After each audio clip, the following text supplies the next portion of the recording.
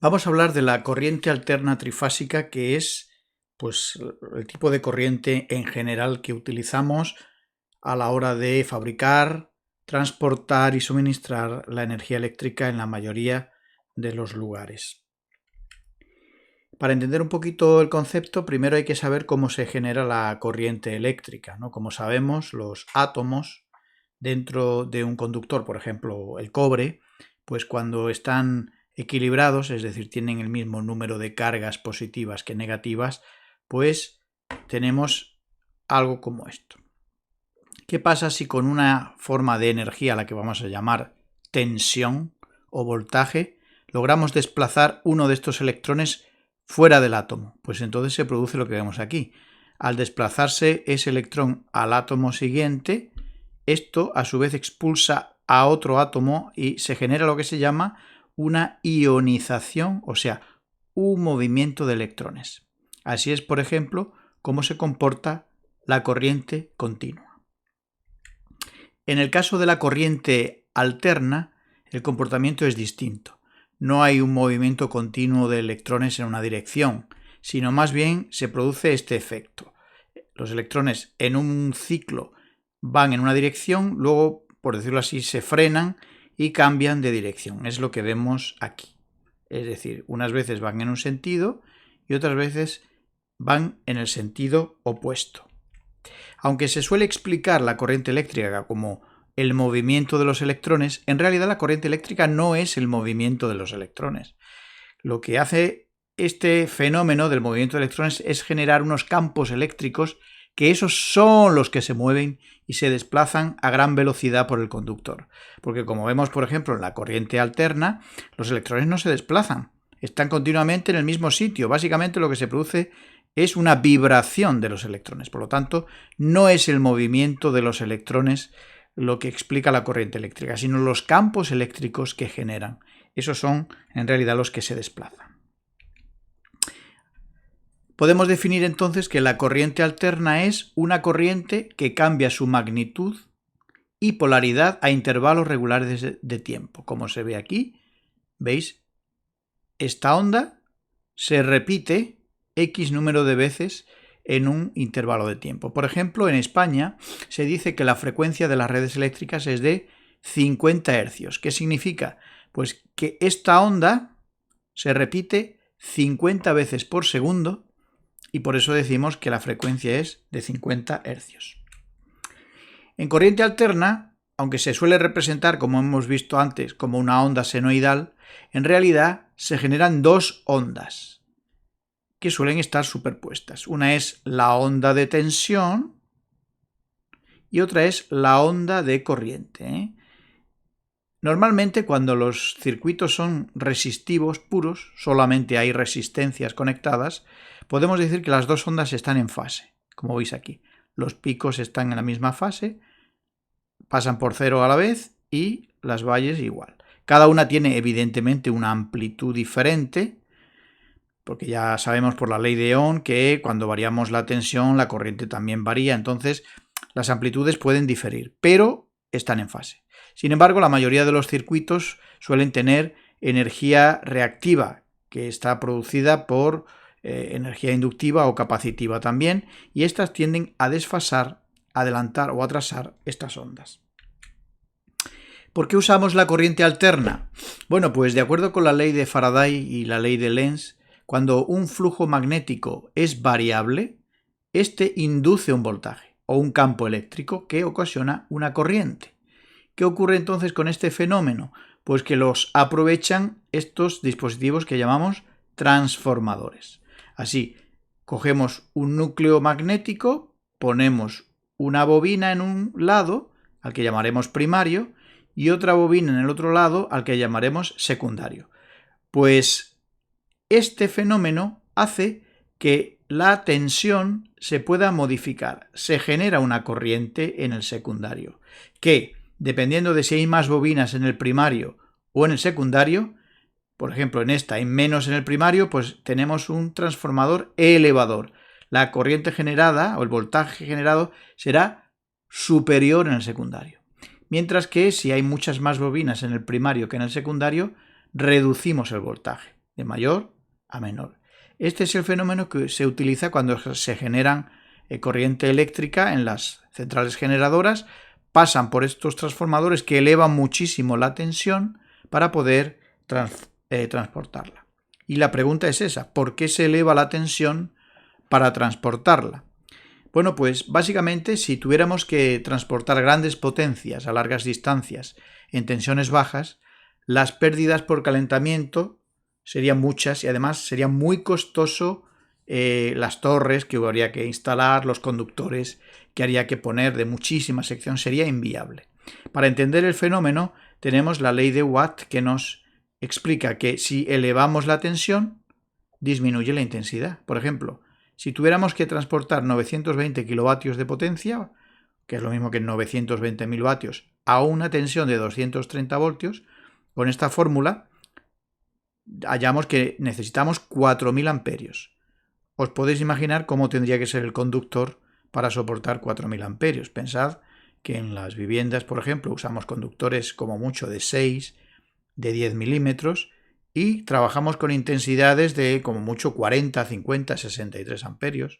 Pues imaginaros qué conductores harían falta para 4.000 amperios. Sin embargo, si os fijáis, esa misma potencia a 230.000 voltios o 230 kilovoltios, solo necesitaríamos 4 amperios. O sea, imaginaos la cantidad de potencia que podemos transportar con conductores muy pequeños. Este es el motivo por el cual se eleva la tensión para poder transportarla y distribuirla.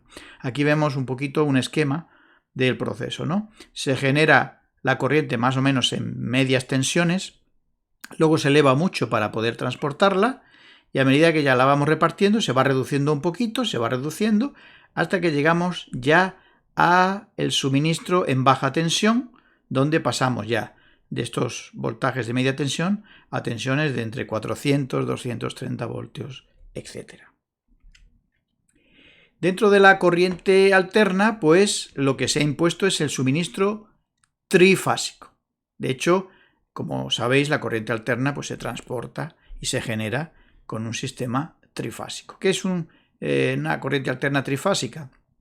Pues es lo mismo, ¿veis? Es una onda que se genera, pero la corriente trifásica se compone de 3 ondas que están desfasadas 120 grados una de otra. Ambas corrientes son iguales en frecuencia y en amplitud. Aquí se ve el proceso de generar esta corriente eléctrica trifásica. Este sería el generador de una estación que puede ser hidráulica o puede ser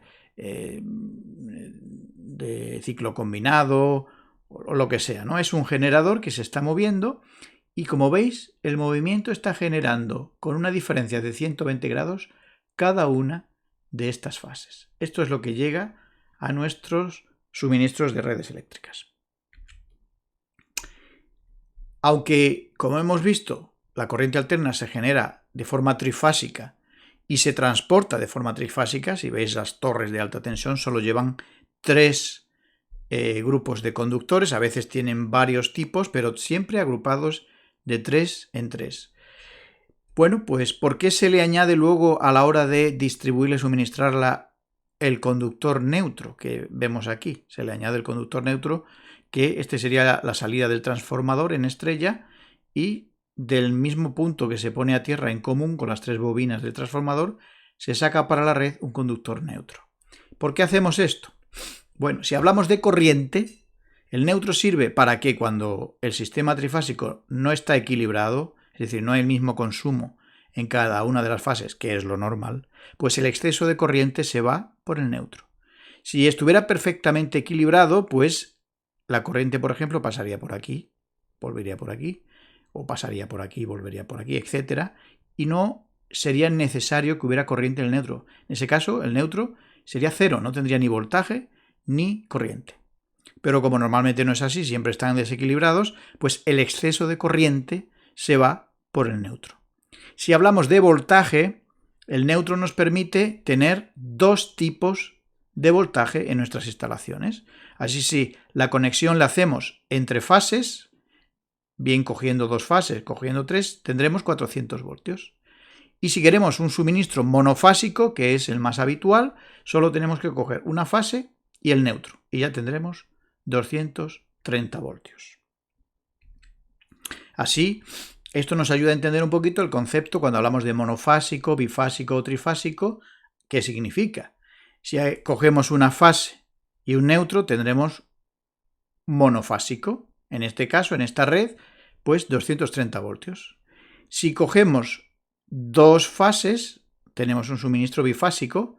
En este caso no es bifásico, es doble monofásico, porque lo que hacemos es que parte de la instalación la conectamos a una fase y a un neutro, y otra parte a esta otra fase y un neutro, para equilibrar un poquito más las cargas. Pero pudiera darse que la red fuera una red un poquito antigua de distribución que no tuviera neutro y cogeríamos dos de las fases. Estaríamos hablando de un suministro bifásico. Si solo usamos tres fases, como por ejemplo a la hora de conectar motores, tendríamos un suministro trifásico, en este caso 400 voltios. Y en la mayoría de los suministros llevamos siempre una red trifásica más el neutro. Esto nos permite tener tres fases y el neutro nos ayuda a tener cargas monofásicas también. ¿Por qué decimos que la corriente alterna trifásica tiene ventajas? Bueno, por varias razones. Se dice que las máquinas eléctricas son más eficientes. Para entenderlo, tenemos aquí una onda monofásica en la que una parte del tiempo, como veis, la energía se va reduciendo prácticamente hasta cero, hasta que empieza a crecer en negativo. Es decir, tenemos aquí una franja de tiempo en la que la máquina no recibe energía. Esto la hace menos eficiente y puede provocar vibraciones. Mientras en la corriente trifásica, pues cuando la onda decae, entra a la segunda, y cuando esta decae, entra a la siguiente fase, y cuando esta decae, comienza el ciclo. Es decir, tenemos prácticamente casi nada de tiempo en el que la máquina no esté recibiendo energía. Por eso decimos que son mucho más eficientes las máquinas trifásicas. Además, otro motivo a nivel de instalaciones es que con una misma intensidad obtenemos mayores potencias. Por ejemplo, en un suministro monofásico a 230 voltios necesitamos 40 amperios para esta potencia de 8,28 kilovatios. Sin embargo, en un suministro trifásico a 400 voltios, para manejar 24,94 kilovatios solo necesitamos 40 amperios. Es decir, fijaos, 40 amperios aquí solo esta potencia, 40 aquí el triple, es decir, con la misma intensidad, lo cual quiere decir menor sección de cables, los dispositivos de protección automática, todo va a ser mucho más pequeño y por lo tanto más económico. Cálculo de intensidades por fases en un sistema trifásico equilibrado. Bueno, imaginemos que esto es un taller, entra un suministro trifásico y vamos repartiendo las cargas por fases, ¿no? Aquí tenemos el mismo consumo en cada una de las fases, pero luego tenemos un motor trifásico, 1500 vatios. ¿En qué fase está conectado? Pues en las tres. Por eso tenemos que repartir la potencia entre las tres. Aquí vemos el reparto, ¿veis? Del motor tenemos 500 vatios por fase, que son los 1500 de potencia total. Y luego las cargas monofásicas en cada una de ellas, que como son iguales, pues la intensidad que obtenemos es la misma. ¿Cómo obtenemos estos cálculos? Pues aquí tenemos, para hallar la potencia, o la intensidad, mejor dicho, trifásica, tenemos que dividir por raíz de 3. Entonces cogemos la potencia total del motor, 1500, entre raíz de 3, que en este caso el valor es similar a este, 1,732, por 400 voltios, por 0,9, que es el coseno de phi, nos da 2,40 amperios. Cada fase tenemos que ponerle los 2,40. Y ahora luego, a nivel individual, fase por fase, pues aquí tenemos el cálculo. Ya en monofásica dividimos la potencia entre la tensión, 230, por el coseno de phi, 0,9. Nos da 2,41 amperios, que lo sumamos al del motor. Y tenemos la misma intensidad en todas las fases. Podemos decir que este sistema está equilibrado.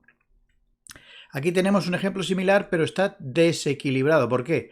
Porque si os habéis dado cuenta, en la fase 1 hemos metido dos cargas monofásicas. En las demás 500. Pero aquí hemos metido 500 más 400. Con lo cual, como veis, ya varía la intensidad de esta fase. Vamos a ver cómo hemos conseguido este cálculo. Primero, el motor lo calculamos como vimos antes, tenemos 2,40 amperios por fase. Y ahora, cargas monofásicas, en la fase 1 tenemos que sumar los 500 vatios más los 400 partido por 230 voltios por coseno de phi 0,9 nos da 4,34 amperios. En las otras nos da 2,41 en cada una. Sumamos y vemos que en una de las fases tenemos una intensidad mayor, luego está desequilibrada. Claro, aquí no teníamos otra opción porque como las fases monofásicas, las cargas monofásicas de toda la fase eran iguales, en alguna teníamos que meter la de 400. Lo normal es que si una de estas tres hubiera sido un poquito más pequeña la carga monofásica, pues en esa habríamos añadido los 400 para que la cosa fuera un poquito más equilibrada. Pues nada más, muchas gracias y espero que con este vídeo hayáis quizás aprendido alguna cosita o al menos entendido mejor algún concepto ya conocido. Pues muchas gracias.